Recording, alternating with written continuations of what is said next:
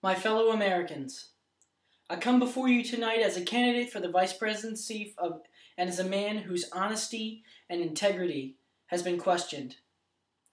Now, the usual political thing to do when charges are made against you is to either ignore them or to deny them without giving details. I believe that we have had enough of that in the United States, particularly with the present administration in Washington, D.C.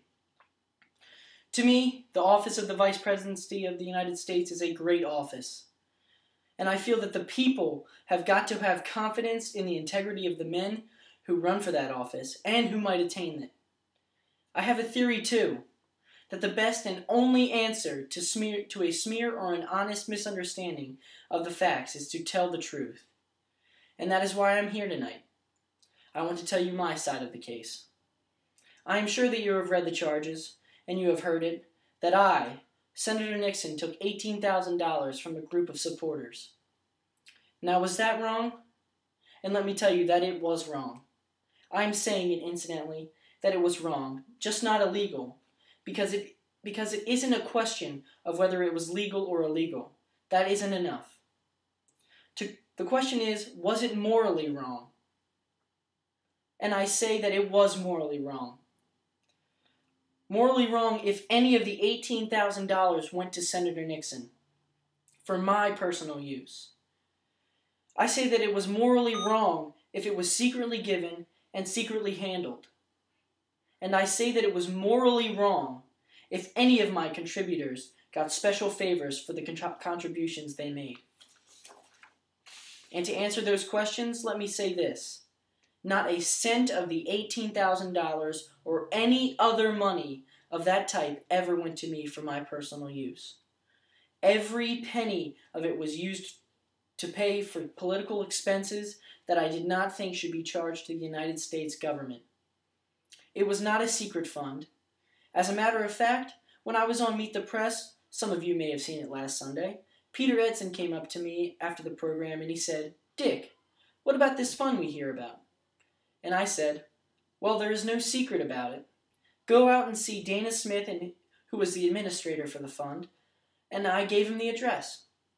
And I said, "You will find that the purpose of the fund simply was to defray political expenses that I did not feel should be charged to the government."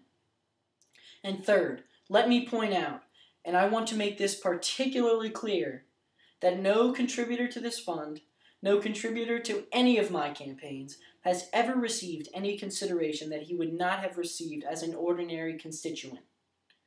I just don't believe in it, and I can say that never, while I have been in the office of the Senate of the United States, as far as the people that contributed to this fund are concerned, have I made a telephone call to an agency, nor have I gone to an agency on their behalf.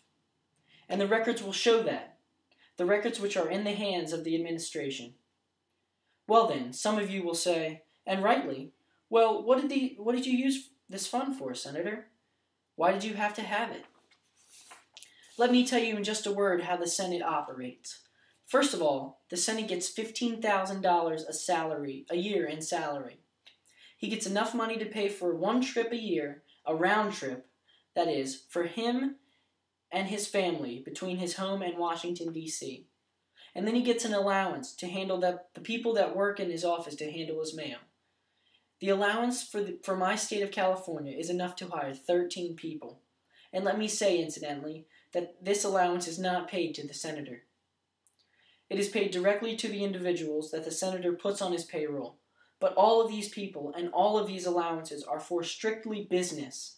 Business, for example, when a constituent writes in and wants you to go down to the Veterans Administration and get some information about his GI policy. Items of that type, for example.